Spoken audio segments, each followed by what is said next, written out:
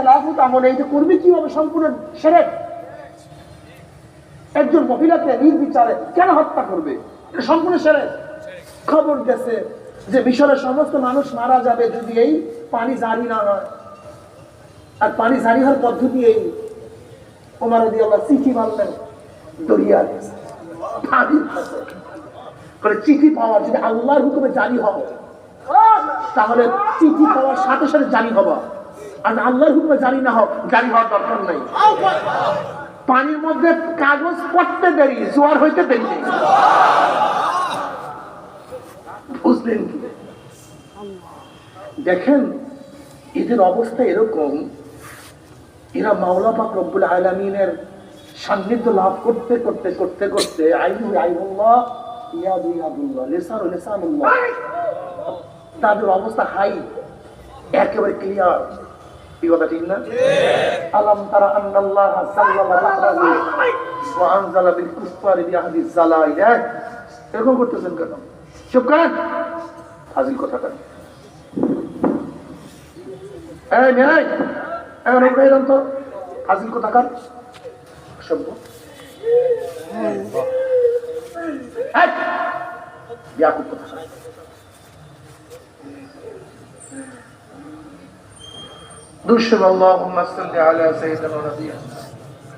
এর জন্য সাহাবাদের অবস্থা এরকম ছিল, তারা উত্তল তরঙ্গের মধ্যে তাদের ঘোড়া চালাইছেন। তাদের অবস্থা এরকম ছিল, মারেকে জোরে বলে, মারেকে বাঁচাইকে আল্লাহ। এক উস্তাদ ছাত্রদেরকে পড়াইতেছে বিসমিল্লাহ তাসির জানো? বিসমিল্লাহর অবস্থা কি জানো? বিসমিল্লাহ পড়িয়া নদী পার হয়ে যাওয়া যায়। ছাত্রের বাড়ি ছিল নদীর উপর, তা ছাত্র চিন্তা করছে প্রতিদিন খেয়ায় নদী পার হইয়া তো ঝামেলা, ভালো উষার পেয়েছে। ছাত্র এবার গিয়া নদী পার বিসমিল্লাহির রহমানির রহিম বলিয়া নদীর মধ্যে হাঁটা বসছে। প্রতিদিন এখন বিসমিল্লাহির রহমানির পড়িয়া নদী পার হয়, খুব ভালো। একদিন উস্তাদকে দাওয়াত দিচ্ছে, উস্তাদ আমার দাওয়াত। তার ছাত্র তো ৫-৭ নিয়ে ব্যস্ত, সবকিছু নিয়ে ব্যস্ত। উস্তাদ আসে না, কথা নাকি? উস্তাদ আসে না কেন, কথা নাকি? আর উস্তাদের মেজাজ খারাপ হয়ে গেছে, তুই আমাকে দাওয়াত দিস, তুই পারাপারে ব্যবস্থা রাখবি না? হুজুরের মেজাজ খারাপ।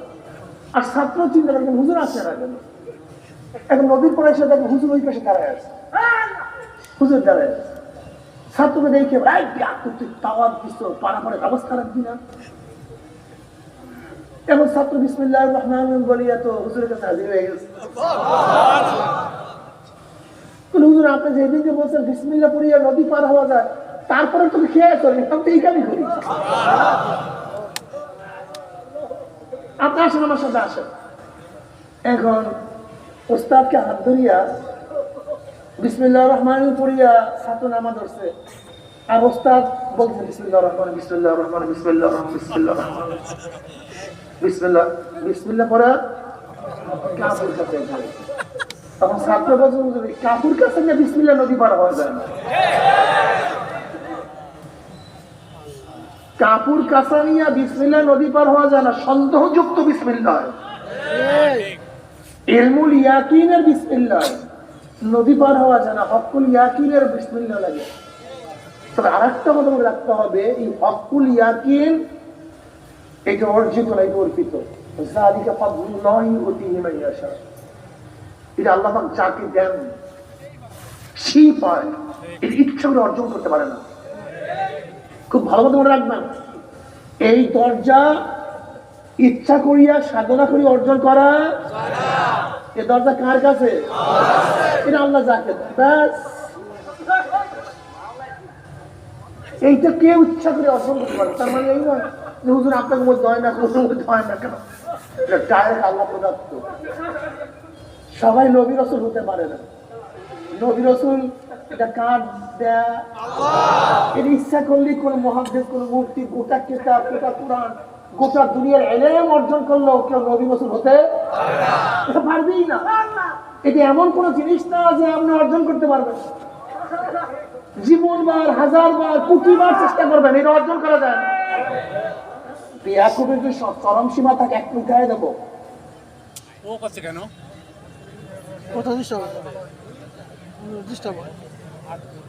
ফালতু কথাকার।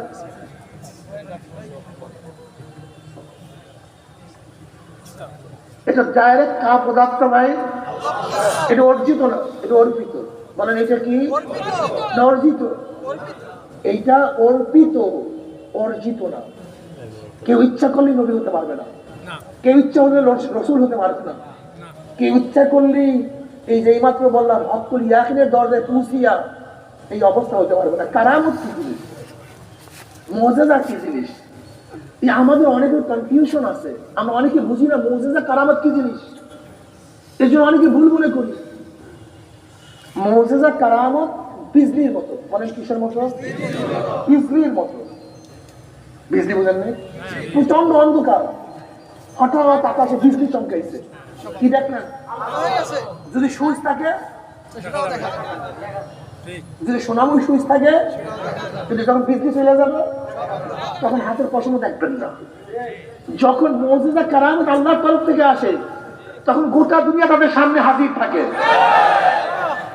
এর উদাহরণ ইউসুফ আলাইহিস সালাতু ওয়াস সালামকে যখন কেনানে গর্তের মধ্যে, কুয়ার মধ্যে ফেলাইছে, তখন ইয়াকুবের কাছে ছিল না দূরে ছিল?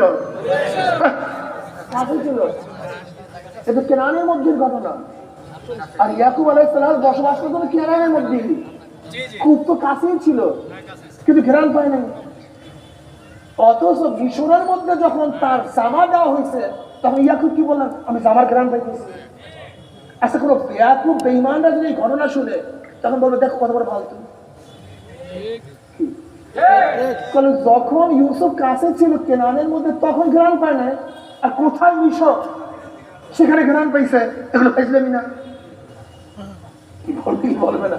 এর কারণটা কি? এর কারণটা কি? জনাব মুহাম্মদ রাসূলুল্লাহ সাল্লাল্লাহু আলাইহি ওয়াসাল্লাম কিয়ামত পর্যন্ত হাজারো ভবিষ্যৎবাণী বয়ান করছেন, হাজারো ভবিষ্যৎবাণী। এমনকি বদরের ময়দানে কোন জায়গায় কোন কাফের মারা যাবে নবী আঁকিয়ে আঁকিয়ে দিচ্ছেন, সেখানে সেই কাফের মারা গেছে।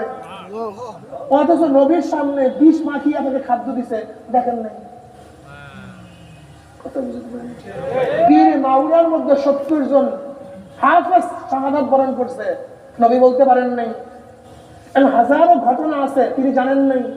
একটি আয়েশা, আম্মাজান আয়েশা সিদ্দিকা রাদিয়াল্লাহু তাআলার ব্যাপারে যে অপবাদ দেওয়া হয়েছে, সবাই মন খারাপ হয়ে গেছে। আম্মাজান আয়েশা বাড়িতে চলে গেলেন, 40 দিন পর্যন্ত সন্দেহের মধ্যে ছিলেন, অথচ নবী বলতে পারেন নাই। কিয়ামত পর্যন্ত কি কি হবে আমার নবী বলতে পারলেন, অথচ আম্মাজান পবিত্র কি পবিত্র না এটা বলতে পারলেন না কেন? বলেন তো, এটা কার প্রদত্ত? মাশাআল্লাহ, কোনো ইশকাল নেই। এই যে যারা বলে না নবী গায়েব জানে, এই যে ভুলটা এখানে। তার প্রমাণ দেয় কি? এই যে তবে এইটা বলছে সেইটা হয়ে গেছে, এইটা বলছে সেইটা হয়ে গেছে, এইটা বলছে সেইটা হয়ে গেছে। আমরা বলবো এইটা বলছে সেইটা হয়ে গেছে। তার কুতিলা ওসমান, হুদায়বিয়ার সন্ধি কেন হয়েছিল? যখন তার কাছে খবর আসছে কি ওসমান রাদিয়াল্লাহু তাআলা কি করা হয়েছে, কতল করা হয়েছে। নবী আলাইহিস সালাতু ওয়াস সালাম কি করলেন? সমস্ত সাহাবাদেরকে বয়াত দিলেন, যতক্ষণ পর্যন্ত ওসমান হত্যার বিচার না করব ততক্ষণ পর্যন্ত আমরা কেউ এখান থেকে যাবো না। অথচ ওসমান নবীর কতল হয়েছিল কি হয় নাই? জোরে বলেন, হয়েছিল। অথচ নবী কি করছেন? ওসমানের কতলের উপর শপথ গ্রহণ করছেন। যদি নবী গায়েবী জানতেন তাহলে শপথ গ্রহণ করলেন কেন? কেন শপথ গ্রহণ করলেন? কারণটা কি? তাহলে নবী আলাইহিস সালাতু ফাজলামি করছেন, নাউযুবিল্লাহ। সে তো কতল হয় নাই, তাই বাহানা করলেন কেন সাহাবাদেরকে নিয়ে? তাই নিশ্চয়ই তিনি জানতেন না। আবার হাজারো বদরের ঘটনা, এরকম হাজারো ঘটনা তিনি জানলেন কেমনে? যখন ওহী হয়, মুজিজা হয়, তখন গোটা দুনিয়া তাদের কাছে পান্ডানের মতো থাকে। আর যখন ওহী বন্ধ হয়ে যায় হাতের পশম লাগে না। ঠিক কারামত একই জিনিস। যখন আল্লাহ ওলিদের কাছে কারামত হয় তখন তারা অনেক কিছু বলতে পারে, তখন কারামত হয় না। কেন বলবেন না যে কারামত হয় না কেন? কারামত হয় না কেন? আল্লাহ প্রদত্ত, এটা অর্জিত না, অর্পিত। কারামত মুজিজা অর্পিত না অর্জিত? জোরে বলেন, না অর্জিত? ইচ্ছা করিয়া কেউ অর্জন করতে ইয়া আইয়ুহাল্লাযীনা আমানু, হে ঈমানদারেরা। ঈমান খুব মজার জিনিস। যদি কার মধ্যে একবার ঈমান চলে আসে আর ঈমান যদি লজ্জাগত হয়ে যায়, ঈমান বের করা যায় না। বুঝাতে পারি লজ্জাগত বুঝেন না? বুঝেন কত জি বলতে লজ্জাগত কি? মজ্জাগত হলো যেটা, যেরকম আমার শরীরের এই রং, এটা কি কথা? এটা কি মজ্জাগত? এটি ইচ্ছা করলে পরিবর্তন করতে পারবো না। আপনার শরীরের রং, এটা কি? এর ইচ্ছা করলে কেউ আমার থেকে বের করতে পারবে না। আমার গলার স্বর, এটা কি? ইচ্ছা করলে এটা কেউ পরিবর্তন করতে পারবে না। আমি খাটো না লম্বা, এটা কি? মজ্জাগত। এটি ইচ্ছা করলে কেউ পরিবর্তন করতে, এটা বের করা যায় না, আমার থেকে ছিন্ন করা যায় না। ঠিক যাদের ঈমান আল্লাহ মজ্জাগত করে দেন, ফাঁসির কাজটাও তাদের ঈমান থেকে বের করা যায় না।